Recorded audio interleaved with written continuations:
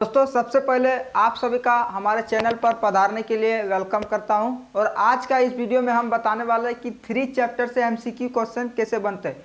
हमने पिछले 2 वीडियो में चैप्टर 1 और चैप्टर 2 को कवर किए थे कि उसमें बताए थे कि एमसीक्यू क्वेश्चन किस टाइप से आते हैं, किस बेसिस पे आते हैं, किस तरह से बनते हैं। और आज हम चैप्टर 3 के बारे में बात करने वाले हैं कि किस तरह से एमसीक्यू क्वेश्चन आएंगे, क्योंकि हमने वादा किया है कि चैप्टर वाइज सबको कंप्लीट करेंगे, पूरा मैथ को कंप्लीट करेंगे कि किस तरह से एमसीक्यू क्वेश्चन आएंगे। फिर एक बार स्टार्ट करेंगे किस तरह से सब्जेक्टिव क्वेश्चन आएंगे। तो कृपया करके इसके लिए चैनल को सब्सक्राइब कर लीजिए, क्योंकि आपको बहुत ही यूजफुल वीडियो मिलने वाला है अभी से लेके एग्जाम तक। ठीक है, तो चलिए वीडियो स्टार्ट करते हैं। देखिए सबसे पहले मैं बात करता हूँ एक्सरसाइज 3.1 से। एक्सरसाइज 3.1 से तो मैं आपको बता दूं कि एक्सरसाइज 3.1 एकदम बकवास एक्सरसाइज, एकदम बकवास एक्सरसाइज है। इसमें आज तक जिंदगी में कभी बार क्वेश्चन नहीं पूछा है और ना ही भविष्य में पूछेगा। तो शायद ये चैप्टर आपके ट्यूशन में पढ़ाएंगे भी नहीं, कि बोलेगा कि ये तो एग्ज़ाम में आता ही नहीं है। और रियली में आज तक ये कभी भी एग्ज़ाम में पूछा नहीं है और ना ही आने का संभावना है। तो इसको आप ना ही पढ़े तो बेहतर है। और ऐसा इम्पोर्टेंट चीज़ भी नहीं है कि आपको आगे में काम आएगा। देखिए 2 तरह का आता है क्वेश्चन। एक देखिए आपको बता देता हूँ, एक उस टाइप से भी क्वेश्चन होता है कि एग्ज़ाम में नहीं आएंगे पर उसको पढ़ना होता है। कारण क्या होता है कि आपको उस लेवल का आगे चल के अगर पढ़ेंगे तो आपको फ़ायदा होगा, उस तरह से आपको क्वेश्चन मिलेंगे, आपको आगे क्वेश्चन बनाने में हेल्प मिलेगा। लेकिन ये एक ऐसा चैप्टर है जो आगे कभी नहीं आता है, ना ही दूसरे क्वेश्चन में हेल्प करेंगे। तो इसलिए आप इस एक्सरसाइज को छोड़ ही देंगे तो बेहतर रहेगा। अब आते हैं 3.2 में। तो 3.2 में देखिए क्या करना है कि 1 नंबर से क्वेश्चन नहीं आता है। 1 नंबर से 3.2 के 1 नंबर से क्वेश्चन नहीं आता है और ना ही कभी आएगा। अब उसके बाद तो इस पर और चर्चा करने का कोई फ़ायदा ही नहीं है। 2 नंबर पे आते हैं। देखिए 2 नंबर एक इम्पॉर्टेंट टॉपिक है, इससे 1 मार्क्स 100% फिक्स है। आप इसको देख सकते हैं, कभी भी कोई भी प्रीवियस ईयर क्वेश्चन उठा के देख सकते हैं। देखिए ये मैं आपको बता देता हूँ कि ये कैसे आएगा। आप पढ़ेंगे तो आपको खुद ही पता चल जाए कि हाँ इससे तो 1 नंबर बनता है। कि बोल रहा है कि निम्न और भी आपको लंबा मिलेगा। तो बोल रहा है समीकरण युग्म द्वारा निरूपित रेखाएं एक बिंदु पर प्रतिच्छेद करती है, या तो समांतर है अथवा समपाती है। तो देखिए इसमें क्या होगा कि आप 3 चैप्टर में आपको एक सारणी मिलेगा, उसको आपको याद करना, तभी ये जाके आप सॉल्व कर सकेंगे। तो इसमें आपको इस तरह से आपको एक इक्वेशन दे दिया रहेगा, समीकरण दिया रहेगा, और इस समीकरण को आपको हल करना है, जो कि चुटकी में हल आ जाएगा। 1 सेकंड का काम है, तुरंत हल हो जाएगा, उसमें कोई दिक्कतें नहीं है। इसलिए और पूछेगा कि ये प्रतिच्छेद करती रेखा है या समांतर या समपाती। अगर आप पढ़े होंगे तो इसके बारे में आपको पता होगा। तो क्या होगा, तो इस टाइप से क्वेश्चन बनता ही बनता है, क्योंकि 1 लाइन का आंसर है और इसी टाइप से तो बनेगा ही क्वेश्चन। 4 ऑप्शन दिया रहेगा, बोलेगा समांतर है, समपाती है, प्रतिच्छेद करती है अथवा या तो नन ऑफ दिस। तो इसलिए ये हमारा 2 पॉइंट क्या कैसे कवर करेंगे, एनसीईआरटी में जितना क्वेश्चन है उसको पढ़ लेना पूरा बढ़िया से, और उसके बाद से एग्जाम्पल में इस टाइप के जितने क्वेश्चन है उसको भी आप कर लीजिएगा। फिर आपका यहाँ से क्वेश्चन सॉल्व हो जाएगा। अब फिर आते हैं 3 में। 3 में देखिए 3 नंबर में भी आपको बोलेगा संगत या संगत, एकदम मोस्ट वीवीआई, इससे भी आपको 1 नंबर मिलेगा ही मिलेंगे। आप जब एग्जाम देने जाएंगे ना दोस्त, तो मैथ के पेपर में जब आप 3 चैप्टर के एमसीक्यू देखेंगे ना, तो सिर्फ आपको यही सब दिखाई देगा। 3 चैप्टर का बोलेगा संगत या असंगत है, समांतर, समपाती, बिंदु, प्रतिच्छेद रेखाएं, ये सब क्वेश्चन देखेगा। तो आपको इस टाइप के क्वेश्चन बहुत ही अच्छा से कर लेना है। और ज़्यादा हम आपको पढ़ने नहीं बोले, सिर्फ आपको अपना बुक कवर कीजिए। ये जो नॉर्मल बुक होता है, ये नॉर्मल बुक को आप अपने पास रखिए, इसको बढ़िया से पढ़िए, फिर आपका 100% रिजल्ट आएगा। तो आप 2 चीज़ कर लेना है, ठीक है। इस तो 3.2 का भी कहानी खत्म।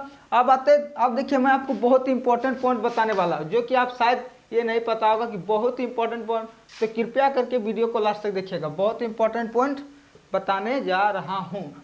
देखिए वो इंपॉर्टेंट पॉइंट क्या है, जो कि मैं 3.3 से लेकर 3.6 तक का बात कर रहा हूँ। एक्सरसाइज जो है 3.3 टू 3.6। तो यहाँ से 1 marks question, 1 marks question, 2 marks, sorry 2 में नहीं बनता, 3 मार्क्स क्वेश्चन, 3 मार्क्स क्वेश्चन और 6 मार्क्स क्वेश्चन, 6 मार्क्स। वो 3.2 के मैं छोड़ के इसके अलावा मैं बात कर रहा हूँ इसका। यहाँ से हो सकता है 1 नंबर या 2 क्वेश्चन दे देगा, ठीक है। तो यहाँ से आपको टोटल कितने मार्क्स बन रहे हैं, यहाँ से 2 बन रहे हैं, यहाँ से 3 बन रहे हैं, यहाँ से 6 बन रहे हैं। तो 6 3 9 और 2 6 3 9 तो 11 मार्क्स आपको यहाँ से मिलेंगे। तो और देखिए वो इस चैप्टर में 11 मार्क्स लाना आपका बायां हाथ का खेल, लेकिन आप उस तरह से पढ़े होंगे तो इस चैप्टर में देखिए क्या क्या है। आप आपके ट्यूशन में पढ़ाएंगे कि एक प्रतिस्थापन विधि, देखिए बहुत इंपॉर्टेंट पॉइंट बता रहा, प्रतिस्थापन विधि, विलोपन विधि और एक होगा, और एक क्या है, वर्ज गुणनखंड विधि। ये 3 विधि आपको ट्यूशन में पढ़ाए होंगे, ठीक है। प्रतिस्थापन विधि, विलोपन विधि, वर्ज गुणनखंड विधि, ये 3 चीज़ें आपको ट्यूशन में पढ़ाएंगे। लेकिन मैं आपको कहूँ कि ये सब में आपको ध्यान देना ही नहीं है और फिर भी आपका सॉल्यूशन हो जाएगा, तो फिर आपको कैसा लगेगा।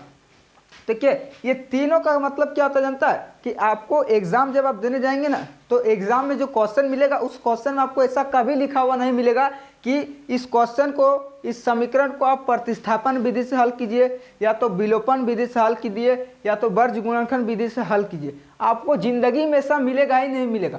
सिर्फ आपको सिंपल सा इस टाइप का एक इक्वेशन देगा, इस टाइप का 4x + 3y = 4, 2x + 2y = 6, इस टाइप का आपको सिंपल सा एक इक्वेशन देगा और बोलेगा कि आप इसको सॉल्व कीजिए, बोलेगा कि हल कीजिए। यहाँ पर सिर्फ सीधा एक लाइन में लिखा रहेगा कि हल कीजिए, ना ही ये सब कुछ लिखा रहेगा कि प्रतिस्थापन विधि से हल कीजिए, विलोपन से या वर्ज गुणनखंड से। तो आप बताइए तीनों विधि इस अलग अलग टाइप से पढ़ने का कोई मतलब रहा? पढ़ के सिर्फ आपका घाटा ही है ना कि इतना याद रखना कि प्रतिस्थापन विधि से ऐसे बनता है, विलोपन से ऐसे, वर्ज गुणनखंड से ऐसे। तो आप तीनों विधि को याद रखने में आपको बहुत ही दिक्कत होगा। तो आप क्या कीजिएगा कि सबसे आसान जो आपको तीनों में से जो लगेगा, जो विधि सबसे आसान लगेगा प्रतिस्थापन, विलोपन और वर्ज गुणनखंड में, जो विधि आपको सबसे आसान लगा उस विधि को ही आप चुन लीजिए, सिलेक्ट कीजिए उस विधि को। मान के चलो हमको प्रतिस्थापन विधि आसान लगा, मैंने इसको सिलेक्ट कर लिया। अब देखिए प्रतिस्थापन क्या कैसे पढ़ना है, प्रतिस्थापन विधि, इसको हमने सिलेक्ट कर लिया है। और एक्सरसाइज 3.3 से लेके 3.6 तक का जितना भी क्वेश्चन आप उसको कलेक्ट कीजिए, एक जगह कलेक्ट कीजिए आप, और उस सभी क्वेश्चन को आप रिवीजन करेंगे ना, तो प्रतिस्थापन विधि से ही रिवीजन कीजिए। जितना भी क्वेश्चन है एग्जाम्पल में, एक्सरसाइज में जितना भी क्वेश्चन है, आप उसको प्रतिस्थापन विधि से ही कीजिए। और आपका आंसर ऐसा नहीं कि नहीं आएगा कि प्रतिस्थापन विधि से अलग आएगा, विलोपन विधि से अलग आएगा, ऐसा कभी नहीं होगा। आंसर आपको मिलेंगे ही मिलेंगे, मिल ही जाएंगे। तो आप क्या कीजिए, सिर्फ सभी क्वेश्चन को प्रतिस्थापन विधि से हल कीजिए, तो आपको इस चैप्टर एकदम आसान लगने लगेगा। लेकिन आप ज़्यादा दिमाग लगाएंगे, सोचेंगे हम होशियार स्टूडेंट है, तीनों अलग अलग विधि से पढ़ेंगे, तो फिर ये चैप्टर आपको बोझ भी लगेगा और फिर आपको एग्जाम में कंफ्यूज भी कर डालेगा। तो सिर्फ आप एक ही विधि को सिलेक्ट कीजिए और जो भी विधि आपको अच्छा लगता है सारा क्वेश्चन उसी विधि से बनाइए, तो फिर आपको टेंशन नहीं लगेगा।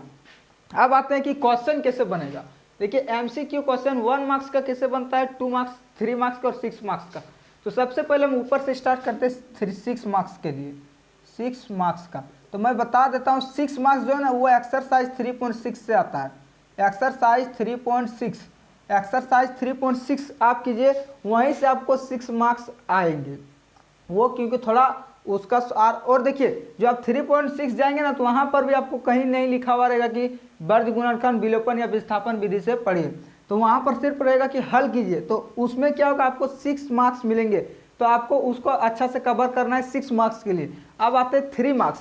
तो देखिए 3 मार्क्स में क्या होता है, 3 मार्क्स जो बचा ना 3.3 से लेके 3.5 तक, तो यहाँ में से आपको कोई भी 1 या 2 क्वेश्चन उठा के पटक देगा और इसको हल करने के लिए आपको देगा 3 मार्क्स के लिए, और ज़्यादा हार्डली आपको क्वेश्चन नहीं मिलेगा, ठीक है।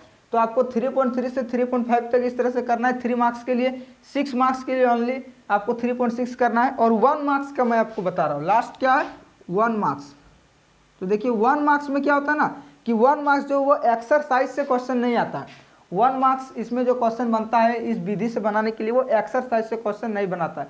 क्योंकि कारण यह है कि आप एक्सरसाइज का जितना भी क्वेश्चन आप सॉल्व किए होंगे वो 1 या 1.5 पेज आपको मिलेंगे। जितना भी क्वेश्चन अगर आप पढ़ेंगे तो आपको पता होगा कि उसका सॉल्यूशन 1 या 1.5 पेज है। तो आप दिमाग लगा सकते हैं कि 1 या 1.5 पेज का सॉल्यूशन आपको 1 मार्क्स के लिए तो नहीं देगा, तो फिर क्या करेगा, कहाँ से देगा। तो मैं बता रहा हूँ, इसको क्या करेगा, जो बनाएगा ना पेपर, वो क्या करता है, अपने से एक सिंपल सा इक्वेशन सेट करेगा। सिंपल इक्वेशन मतलब जैसे देखिए x + y = 2 और बोलेगा x माइनस वाई बराबर 2। इस तरह से वो क्या करेगा, अपने से एक सिंपल सा इक्वेशन माइंड में सेट करेगा, जो कि आपको देखते ही आंसर पता चल जाएगा कि इसका आंसर कितना होगा। तो इसका आंसर कितना होगा, 2 ही होगा, x बराबर 2 होगा, y का निकालना होगा। तो इसका आंसर क्या होगा, देखिए इसका आंसर कैसा होता है कि साइन ये वाला कट गया, 2x बराबर 4, तो x बराबर क्या हुआ 2 हो गया, और x का मान कहाँ रखेंगे, समीकरण 1 पर, तो इसका आंसर हमको मिल जाएगा। तो देखिए एकदम सिंपल आंसर बना कि नहीं, सिंपल इक्वेशन बना कि नहीं।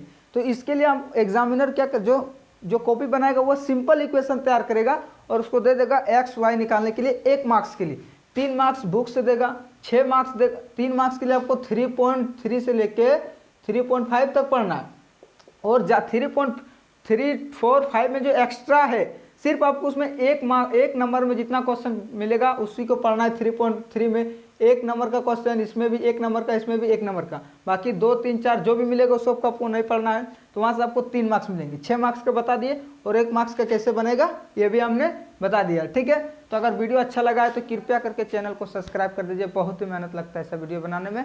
तो आज के लिए इतना ही, धन्यवाद।